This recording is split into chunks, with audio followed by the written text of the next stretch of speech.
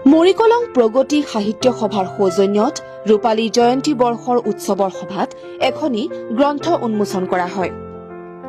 এই উন্মোচনী সভাত শিক্ষাবিদ, লেখিকা তথা নগাঁও চৰকাৰী উচ্চতৰ মাধ্যমিক বালক বিদ্যালয়ৰ প্ৰাক্তন সহশিক্ষয়িত্ৰী শ্ৰীমতী ৰুণু হাজৰিকা বৰুৱাৰ ইংৰাজী গ্ৰন্থ দ্য এলকেমিষ্টৰ অসমীয়া সংকলন অপৰসায়নবিদ গ্ৰন্থখন উন্মোচন কৰা হয়।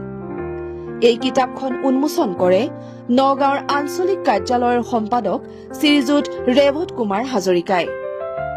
এই উন্মোচনী সভাত নগাঁও কলেজৰ প্ৰাক্তন অধ্যক্ষ তথা নগাঁও সাহিত্য সভাৰ সভাপতি ডক্টৰ শৰৎ বৰকটকী, মৰিকলং প্ৰগতি সাহিত্য সভাৰ সভাপতি গীতা মহন্ত শইকীয়া, উপসভাপতি দেৱেন শইকীয়া, সম্পাদিকা গাৰ্গী গীতাম বৰাকে প্ৰমুখ্য কৰি কেইবাজনো গণ্য মান্য ব্যক্তি উপস্থিত থাকে।